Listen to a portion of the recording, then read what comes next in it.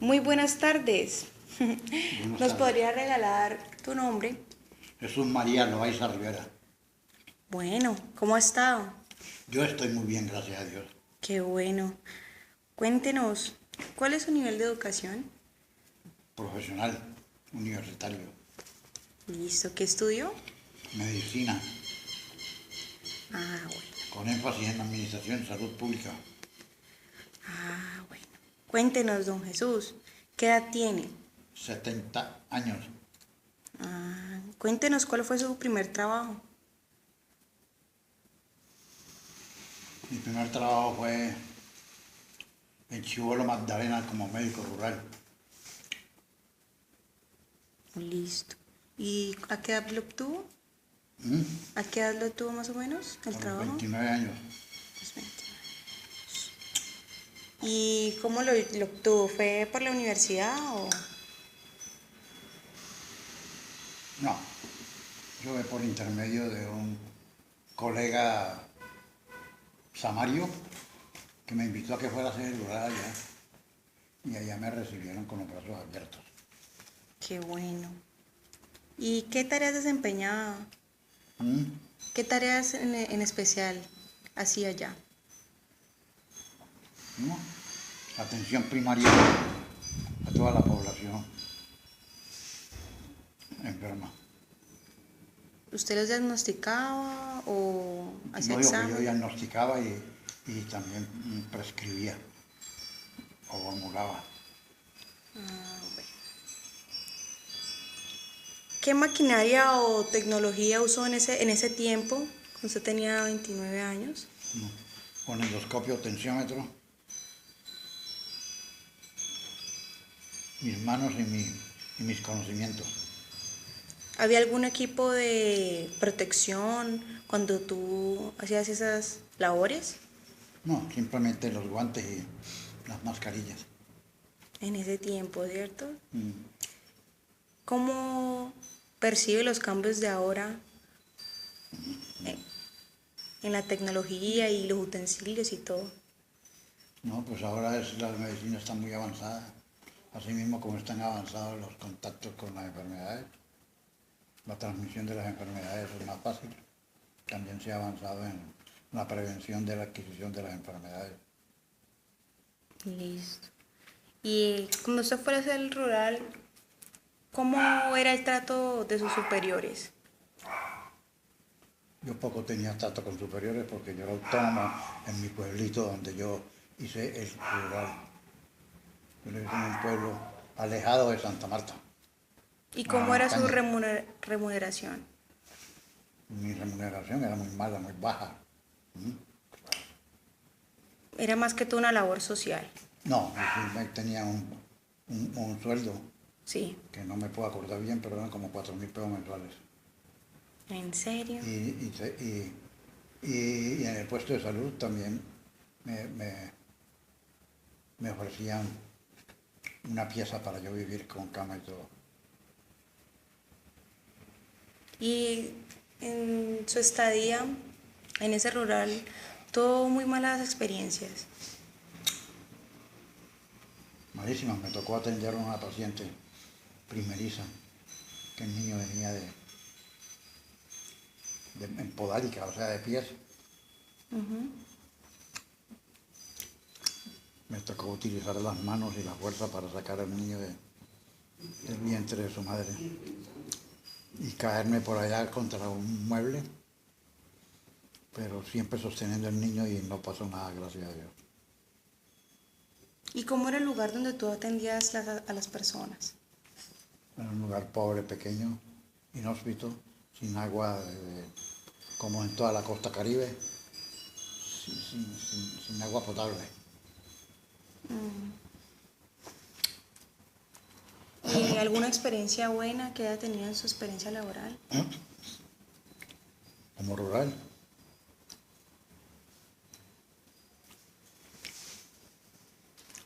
no, ninguna. Todas han sido muy duras. Todas fueron difíciles. Tanto fue tan difícil que allá quedó embarazada mi mujer porque yo me casé estando allá en el año rural. Y ella nos dio dengue Y la niña mía se infectó de dengue y nació con problemas. Qué difícil. Y trabajo haciendo, viendo pacientes de farmacias, de llamadas que me llaman y yo los voy a ver. ¿Y en cuál empresa o clínica fue la donde más duró trabajando?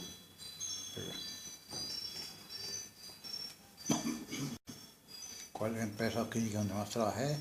Fue durante mis años de trabajo. Estuve trabajando la mayoría del tiempo fue en salud pública, en los centros de salud de la ciudad de Cali. Muchas gracias por sus aportes, don Jesús. Que tenga buena tarde. Que esté muy bien. Muy buenas tardes, don Gabriel. ¿Cómo ha estado? Bien, Bueno. Cuéntenos, ¿cuál es su nivel de educación? cuarto año de primaria, ¿Qué edad tiene, don Gabriel? 76 años. Cuéntenos, ¿cuál fue su primer trabajo? En mi vida el primer trabajo fue clavar postes de Telecom en la vía férrea de Zarzal, Armenia, con un sueldo de 15.000 pesos semanales. ¿Y a qué edad tuvo ese trabajo? A los 22 años. A los 22. Cuéntenos, ¿cómo usted pudo obtener este trabajo? Hablando con un capataz de Telecom y presentándome en el Zarzal, haciendo parte de una cuadrilla que extendían las líneas de Telecom. Y estuve en eso como 5 meses. Después me fui para Buenaventura. Pero antes de que nos cuente cuando se fue a Buenaventura, aparte de colocar los postes de Telecom, ¿qué tareas implicaba ese trabajo? Hacer los huecos para meter los postes y después tender las líneas. Sin un nivel de educación, don Gabriel. Con cuarto año de primaria. Imagínese. Listo. Entonces, cuéntenos un poquito, usted con qué tecnología hacía estos huecos, alguna máquina. Nada, rudimentariamente con pala y con una pala especial para acá la tierra y nomás herramientas que se utilizan para hacer huecos, que son común y corriente. ¿Y cuál era su jornada a la hora? ¿Desde qué horas a qué Desde hora? las 7 de la mañana a las 5 de la tarde. ¿Y usted sentía que No, su pues, trabajo era bien remunerado? pues en esa época eso era lo que pagaban, 15.000 pesos semanales. Y de pronto le aumentaban a uno algo, ¿no? 1 o 2 pesos, no más. Máximo 20.000 pesos a la semana. ¿Y cómo eran sus jefes? Pues eso le ponen a una tarea, hay que hacer tantos huecos en el día y si no los hace, pues entonces empiezan a dudar de uno que no puede con el trabajo. Pero eran personas respetuosas. Sí, en todo el trabajo era conjunto de 4, 5, 6 personas, una cuadrilla. Y ellos tenían cuidado de su salud, digamos de que... No, en esa época nada, no tenía derecho a nada, no tenía derecho a nada, era un trabajador ahí ocasional. Como máquinas. Mm. Listo. Ya que ustedes eran una cuadrilla que trabajaba esta jornada todo el día bajo el sol. Y contratista, el contratista lo llamaba a uno y le daba trabajo por un mes, 2 meses, 3 meses nomás. ¿Y tenía algún equipo de protección? Nada, no, eso no tenía nada, eso era sin tanto requeñeque. Entonces cuéntenos alguna experiencia que le haya marcado en su vida laboral. Laboral, ¿no? Pues qué experiencia. La experiencia es que en esa época el que no cumplía con su horario a los segunda o tercera semana lo despedían, hasta luego, listo. Después me fui a vivir a Buenaventura, a trabajar en una tostadora de café donde trabajé 20 años. Haciendo todo lo que hay que hacer en una tostadora para tostar, moler, empacar y repartir el café en una bicicleta. Y eso en Independiente, don Gabriel. Ya era independiente. ¿Y usted le suministraban el grano del café? Había que llevarlo de Agua a Buenaventura por tren y en Buenaventura llevarlo a la tostadora y en la tostadora elaborarlo, empacarlo y venderlo. En ese tejemaneje duré 20 y pico de años Y como independiente. como independiente. Sí.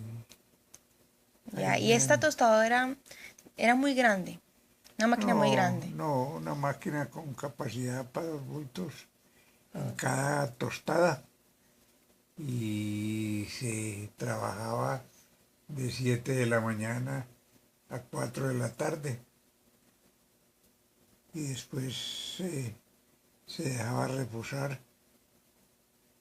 Ah, bueno. el café y se empacaba, se tostaba, se molía y se empacaba y después se repartía en bicicleta.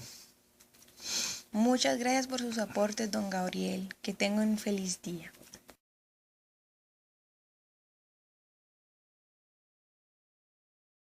Hola, muy buenas tardes. Buenas tardes, ¿cómo está? ¿Me regalas tu nombre? Antonio Salcedo. Bueno, Antonio, cuéntenos cuál es su nivel de educación. Yo estudié ingeniería industrial hace rato ya. Me gradué en el 64. ¿De qué universidad? Pues yo inicié en la Universidad de los Andes, en Bogotá. Hice 3 años, desde el 59 al 64. Al 62, perdón. Y luego del 62 al 64 en Estados Unidos, los últimos 2 años. Cuéntenos cuál fue su primer trabajo. Mi primer trabajo fue en Buga, en una fábrica de grasas S.A. de Buga. Estuve ahí 6 meses.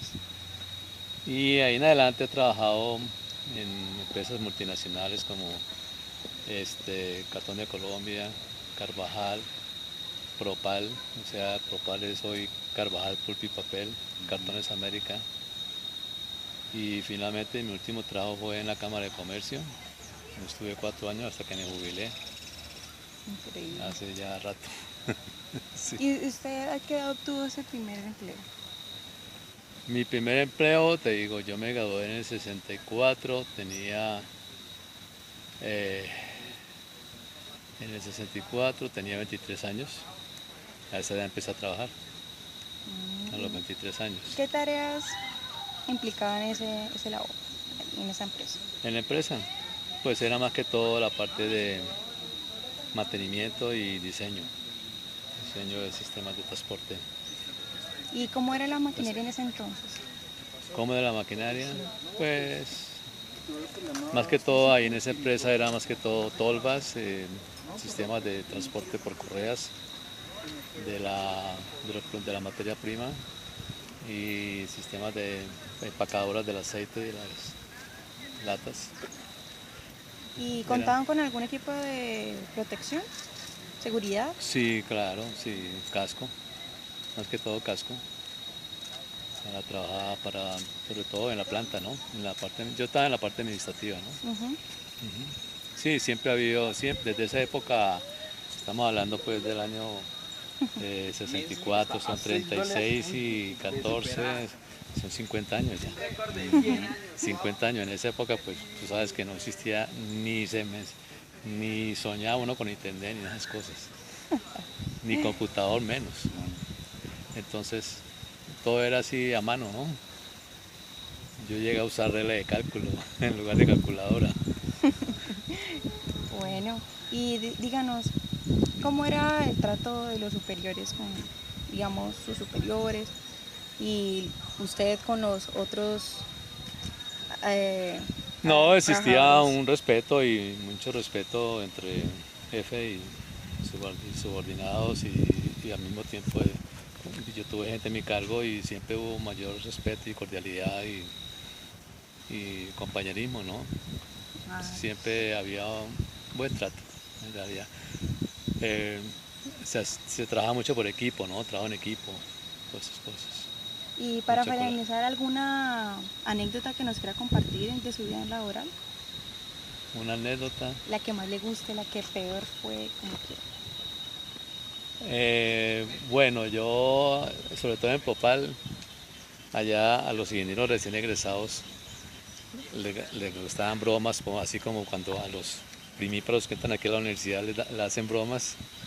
Allá también les hacíamos bromas a los ingenieros recién egresados, ¿no? Había un aparato que se llama hidrapulper, que es donde se mezcla la pulpa con agua, ¿no? Y ese pulper es como una batidora gigantesca, lógicamente no tiene tapa, ¿no? Entonces le decimos al ingeniero recién egresado, vaya, búsquenme la tapa del hidrapulper.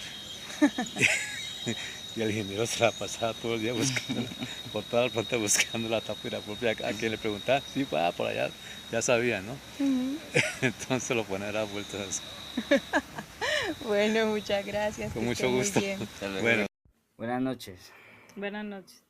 Quería preguntarte acerca de en el tiempo de antes, cuando la agricultura estaba mucho más presente en el campo laboral, cómo era su vida antes, cómo laboraban y qué actividades hacían. Bueno, yo te puedo decir un poco sobre los cultivos como la cebolla cabezona, que tenía una duración de 3 meses, el tomate de cocina, que demoraba menos, 3 meses, lo mismo que la habichuela, que también demora 3 meses. Eran cultivos que se cultivaban todo el tiempo y lo mejor era que, a diferencia de hoy día, no se abonaban con químicos, sino con abonos orgánicos, por lo cual los alimentos eran, eran más nutritivos y conservados que hoy día. Los salarios del jornalero variaban mucho, según estuviera el precio en el mercado. El precio en el mercado, bueno, me explico, ¿no? Si estaba caro en el mercado, pues a uno le pagaban bien el día jornalero, pero cuando era poco el pago, así mismo nos pagaban. Sin embargo, los capataces de haciendas y fincas, ellos sí tenían un salario fijo, porque pues ellos tenían la responsabilidad de, aparte aparte de sembrarlo, cuidarlo también. Entonces, pues ellos sí tenían un salario fijo, no dependían del precio del producto. Y, y sobre el día laboral, eh, recogiendo cosechas, empezaba desde las 5 de la mañana muchas veces hasta terminar, muchas veces de 4 a 5 de la tarde, otras veces de 2 a 3, depende la cantidad de, ¿de qué? La cantidad de producto que era que recoger. Eh, Cada quien llevaba su fiambre, porque pues para ir a la casa a almorzar no daba tiempo. Otra cosa, cuando era invierno, muchos cultivos se dañaban y ahí era donde donde nos daban pues los ingresos eran pocos. Por eso se pasaban muchas necesidades en el campo, a echarle mano a lo poco y nada que quedara de esos cultivos. Antes no se veía tanta gente desempleada como ahora. La evolución de las máquinas han aislado a las personas de los trabajos agrícolas del campo. Entonces, todo eso ayudaba a que se va acabando las cosas porque ya hoy día es mucha evolución, mucha máquina que sirve que ya para una cosa, que ya para la otra. Entonces le han quitado el trabajo a los campesinos y ya, ¿qué hacen? Ya de 40 años para arriba ya no reciben, entonces ahí ya quedamos aislados. Muchas gracias. A la orden, joven. Buenas noches. Buenas noches. Queremos preguntarle sobre el tipo de trabajo que usted realizó en sus tiempos de juventud, donde de la mayoría de trabajo era la agricultura. ¿Qué me puede usted contar acerca de eso? De la agricultura le puedo contar que en la época mía se sembraba toda clase de cultivos, ¿no? Pero lo primordial mío fue el café, el maíz y el tomate. ¿Cuáles eran las prácticas que realizaban para que se diera el cultivo? ¿Cómo lo sembraban? ¿Cómo lo regaban? ¿Cada cuánto lo cosechaban? Pues el café se sembraba, a los 2 años empezaba ya a dar la producción y no se utilizaban químicos ni nada de esas cosas, ¿no? Y eran 2 cosechas al año. ¿Y el otro tipo de cultivo? El tomate, pues el tomate sí tenía más, o sea, había que abonar un poquito y estar pendiente de las enfermedades que le daban, ¿no? Para estar, ¿cómo te dije? Para que no le dieran la enfermedad, estar pendiente de todo eso. ¿Y cómo sabían en qué momento se iba a presentar la enfermedad o qué indicio les daba de que se estaba enfermando el cultivo? Porque empezaba a dañarse, por ejemplo, cuando empezaba a caerse la flor o cuando estaba ya produciendo, ya dando el fruto, comenzaba a dañarse en la parte de abajo, el tomatico, entonces ahí ya uno sabía que estaba enfermo, entonces uno ya utilizaba los productos biológicos, no químicos y no biológicos. ¿Qué productos usaban? Se utilizaba, por ejemplo, el agua, agua con ají, sí, más que todo eso, sí, era el ají. Y cuénteme un último tipo de cultivo que haya sembrado. El maíz. ¿Cada cuánto lo cosechaban? Eso era cada 6 meses. Cada 6 meses. ¿Y qué prácticas? ¿Las mismas? Las mismas, sí. ¿Todo era igual? Todo era igual. No es como ahora que todo ya es puro químico. Todo era normal. ¿Y a usted le parece que era mejor antes o ahora? Antes. ¿Antes? Sí, la vida era mejor antes que ahora. Bueno, muchas gracias. Bueno, pues, con gusto. Buenas noches. Buenas noches. ¿Cómo ha estado? Bien, gracias. ¿Y usted? Muy bien, gracias. La intención de esta grabación es saber usted en los tiempos en que la agricultura era algo mucho más movido, el trabajo de la agricultura era más demandante. ¿Usted qué trabajo realizaba?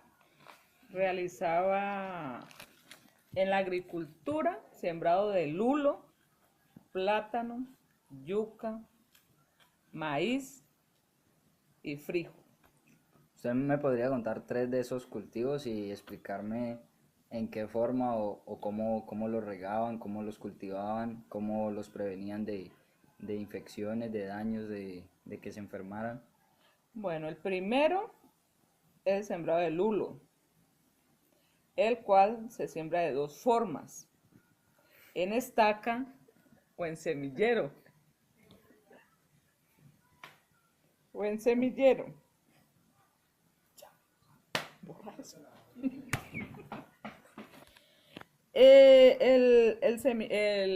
Se siembra el semillero, se siembra sacando la semilla y haciendo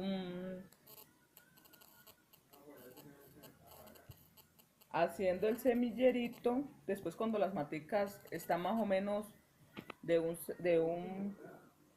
largo del dedo, se trasplantan en un hueco grande, con buena profundidad y con buen abono.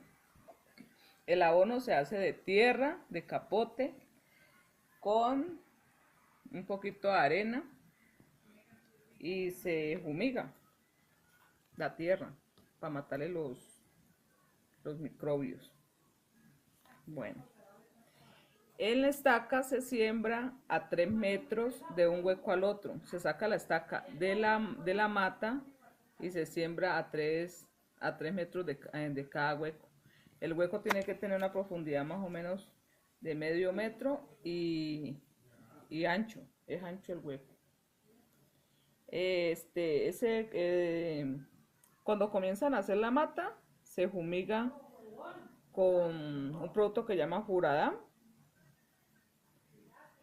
para que no se le pegue el grillo, porque el grillo lo daña. Cuando crece, se le echa fluorescencia y se sigue fumigando con Furadam y se poda. Bueno, también se abona cada 15 días con triple 15, que es un abono para que la mata se ve bonita, verdecita. Se fumiga también para para las hojas, para una plaga que se llama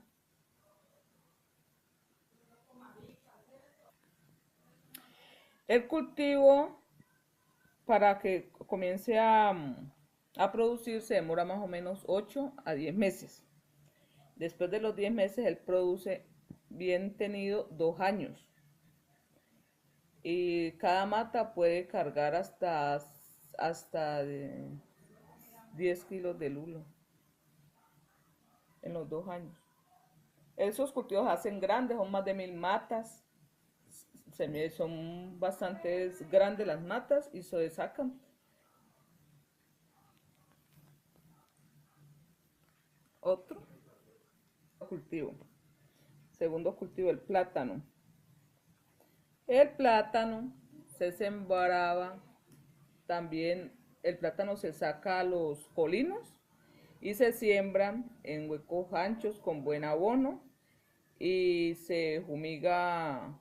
Se le echa abono orgánico, más que todo. Se le echa abono orgánico que saca de la mierda de la vaca y del excremento del marrano. Con eso se hace el abono orgánico para el plátano. Y el maíz se sembraba en ese tiempo en estaca, no tenía casi fumigación, porque allá era un clima más o menos bueno, entonces casi no había plaga. Se sembraba el maíz y se abonaba con triple 15 para que diera buena cosecha. ¿Y usted me podría decir de antes o después cuál es la mejor forma de cultivar? Pues la verdad, la mejor forma de cultivar es la orgánica, porque daña menos el medio ambiente y los productos salen de mejor calidad, pues menos contaminados. Pero hoy en día se usa mucho el abono industrial. Bueno, muchas gracias por su colaboración. Bueno, hasta luego pues. Vamos a presentarles el trabajo realizado en las investigaciones sobre el escenario laboral de los años 50 en adelante para presentarles sobre las olas de desarrollo. Soy Andrés Molina y voy a hablarles sobre la ola agrícola.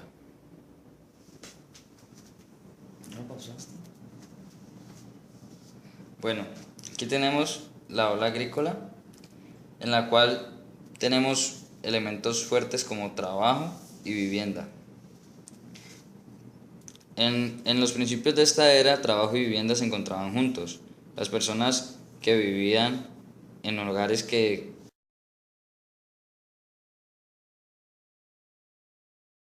contaban pues una medida amplia de terreno donde podían cultivar y así salir a vender sus productos. Pero hubo un momento en que el trabajo y la vivienda se separó. Las personas a las que investigamos el trabajo, solamente una contaba con una vivienda en la que tenía la posibilidad de cultivar y recolectar sus cosechas. En ellas recolectó plátano, maíz y café. En un promedio de 6 o 5 meses, la cosecha ya estaba dando sus frutos y esta familia les alcanzaba para un sustento de una nueva temporada más de siembra y además les quedaban 2-3 meses más de ganancia. Cuando las personas que hablaron sobre el trabajo y la vivienda nos contaban que cuando iban al trabajo tenían jornadas muy largas. Estas jornadas largas provocaban en muchas ocasiones enfermedades. Volviendo aquí al trabajo, tenemos que cuando ellos iban a trabajar en el campo no tenían contrato y que cada trabajo era temporal. Cuando se acabara la cosecha tendrían que volver a buscar un trabajo nuevo o esperar a que los contrataran de nuevo en la hacienda en la que se había recolectado el cultivo. También tenía que se presentaba un transporte, pero ese transporte no es como el de ahora. Se transportaba en caballos, en burros o en carretas. Las carretas las llevaban al centro de la ciudad y ahí se repartían a grandes compradores. También este trabajo era muy individual. La paga era según lo que hicieran en el día laboral. Si cogían 5 atados, 8 bultos, cosas así iba a ser su paga y era también dada por el valor de mercado que tuviera el producto que estaban cosechando. Entonces, según el valor del mercado, los ingresos eran altos o bajos y los gastos, pues en ese tiempo el valor del ingreso les alcanzaba para cubrir sus gastos necesarios, los gastos básicos, y muchas personas que eran los que prestaban o alquilaban el terreno eran las que tenían mayores ganancias. Aquí, regresando de nuevo a la vivienda, encontramos que las viviendas eran casi siempre o casi todas ubicadas cercanas a los ríos. También tenían aljibe. O sea que toda vivienda que tuviera un amplio terreno para cultivar contaba también con esa gran ventaja, que conectaban motobombas a los ríos o sacaban agua de los aljibes y podían cultivar los cultivos mucho más fácil, sin necesidad de llegar aquí a estos implementos. En los implementos encontramos que antes sobre todo eran orgánicos, ahora ya se encuentran orgánicos industriales. 2 de las personas entrevistadas trabajaron también industriales, además de los orgánicos que los trabajaban para el plátano, la cebolla y el lulo. ¿Por qué se presentó en ese momento que trabajaran con implementos industriales? Porque en los años 45, 40 ya el boom de la industria había llegado al mundo y pues en Colombia ya en estos tiempos empezaron a trabajar los químicos para prevenir las enfermedades de los cultivos. También tenían, por ser empleados, tenían que contar con una mano de obra y esa mano de obra se las daba pues el contratante. La mano de obra la tenía que pagar la persona encargada del terreno. También encontramos que en este momento de los trabajos industriales las personas manejaban la maquinaria para que les facilitaba lo de hacer los surcos para poder sembrar, tanto con los implementos como son la pica, el rastrillo, pero también algo muy, muy importante para ellos fue la llegada del tractor. En totalidad de todos estos productos servían como fin único la alimentación, y esta alimentación repercutía acá en la salud. y esto era lo que generaba que entre menos cuidados hubieran en los productos, la salud más se iba a ver afectada. A partir de aquí se cobra la importancia de la ola de servicios que mi compañera va a explicar a continuación. ¿No? Entonces, Muy buenas tardes, mi nombre es María Jimena López y vamos a continuar a partir de la ola de servicios. Vamos a comenzar a desglosar. En la ola de los servicios repercuten aspectos como el transporte, cómo era el trato de los jefes hacia los trabajadores, cómo eran los trabajos y cómo poco a poco la industria hizo parte de estos servicios. Empecemos por los trabajos que generalmente eran mal remunerados. Habían, como siempre, una minoría que se llevaba toda la cantidad de dinero y las otras personas tenían un muy poco porcentaje de esa totalidad de dinero o ingreso en los trabajos.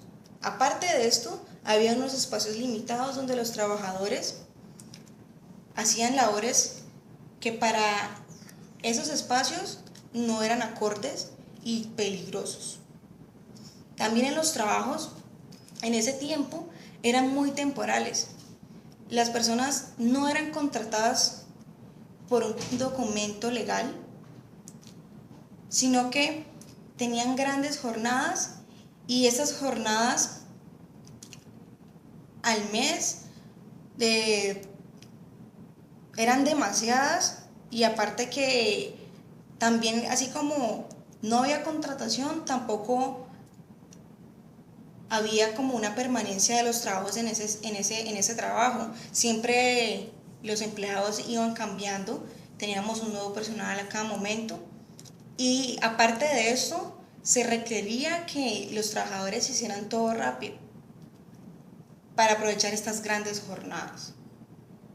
Entonces, aquí en estos trabajos vemos cómo los jefes exigen a los empleados el cumplimiento de especificaciones, no importa cómo, sin protección, sin salud, no interesa. Si es capaz de hacer el trabajo, hágalo, no nos diga más, hágalo, y si no, tiene la puerta grande para irse. Entonces, esta es una de las condiciones que en ese tiempo se vio mucho con estos jefes, y aparte de todos estos jefes, no necesariamente eran profesionales. En esa época había muy pocos profesionales. Aparte de eso, sin mucho, como máximo, la población en ese entonces tenía un bachiller, pero usualmente era gente de primaria que salía de la escuela a trabajar. Pero, por unas razones que diré más adelante, habían oportunidades laborales, que en esencia es porque había poca población, Si nos devolvemos acá, en estos espacios limitados, no acordes y pocos peligrosos, en el área de la salud, que digamos acá como vemos aquí, pasamos acá, que no importa cómo lo haga, usted no tiene salud, debido a que antes la gente era atendida en un quirófano que en realidad era una casa. Y por lo general, donde había más necesidad, digamos los famosos rurales que hacen los médicos, no había agua, había poca luz. Entonces, nos vemos que en verdad había gente enferma, por tanto, había poca población. Las tasas de mortalidad eran altas. ¿Por qué?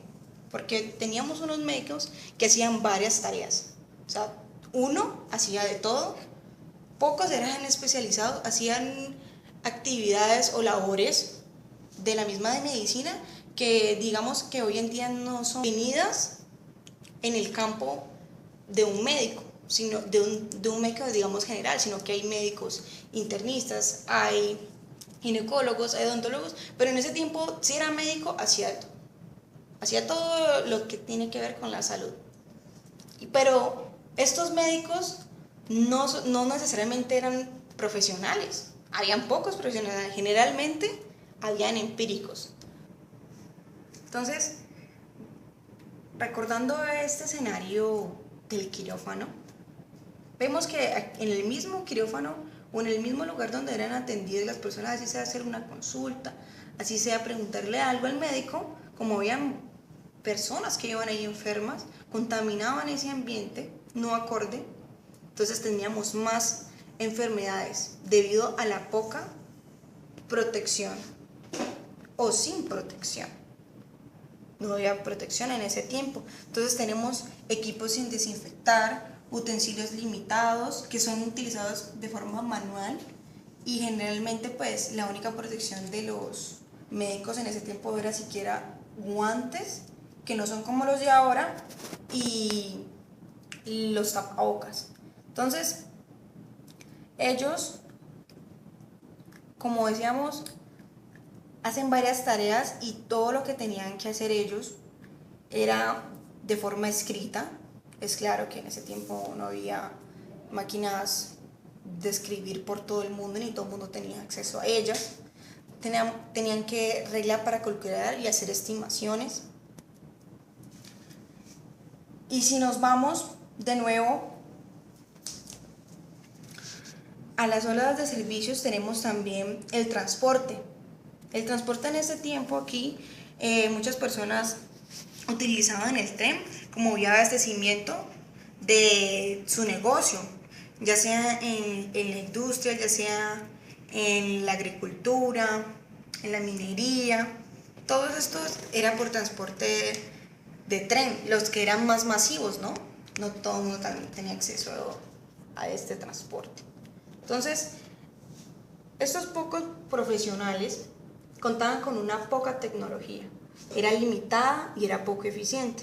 Entonces, uno de estos entrevistados nos contaba que él con cuarto de primaria podía cavar para poner un poste de electricidad de telecomunicaciones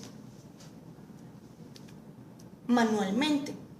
Tenía una pala, un equipo que le ayudaba a sostener, digamos, no sé si también contaría con algunas poleas o algunas cuerdas que les ayudara a que esto no se le viniera abajo y que ellos pudieran salir malheridos. Entonces, esta técnica hoy en día le ha mejorado bastante y se puede decir que esto era una infraestructura insegura. Si esto no tenía un buen cálculo, que probablemente no lo tenía, porque eran personas de cuarto grado de primaria, entonces esto no iba a funcionar y tras de todo era peligroso para ellos. Podían electrocutarse, podían hacer que este servicio no se cumpliera adecuadamente, entonces tenemos servicios que no se satisfacen.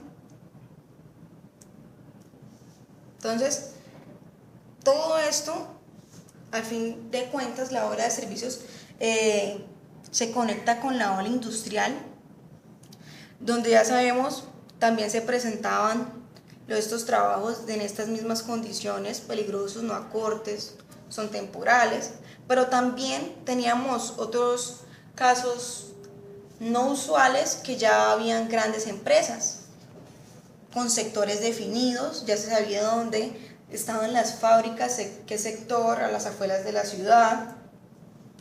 Ya ellos contaban con una maquinaria, ya estaban llegando las empacadoras, las dispensadoras, las mezcladoras. Ellas se suministraban con agua, tierra, energía, al igual que la agricultura. Vemos cómo todo se va conectando.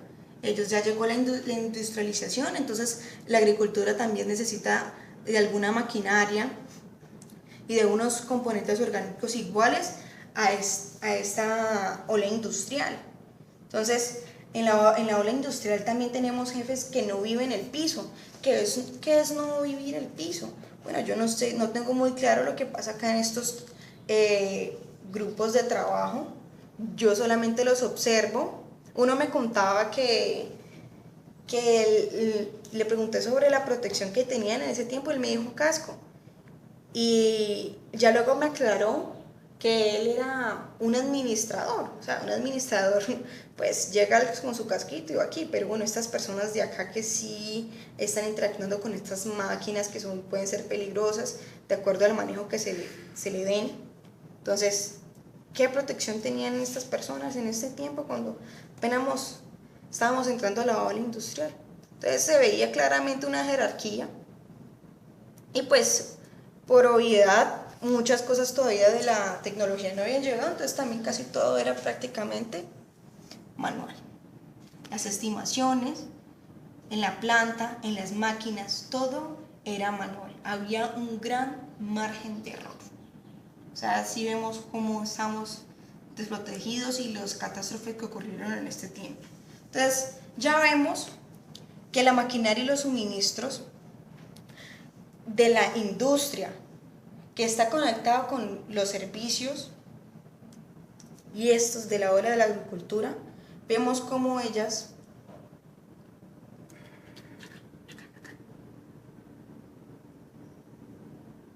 se van juntando y tenemos que, aquí comienza el mal uso de estos componentes que son muy valiosos para la vida del ser humano y sobre todo la que la sostiene, que es la propia naturaleza, comienzan a ser contaminados. Se dispara la contaminación. Vemos cómo comienza este doloroso camino que podemos ver hoy y pues no podemos hacernos ya de la vista gorda. Entonces este fue el escenario laboral que pudimos investigar y espero que hayamos sido claros y la información se haya dado correctamente. Muchas gracias.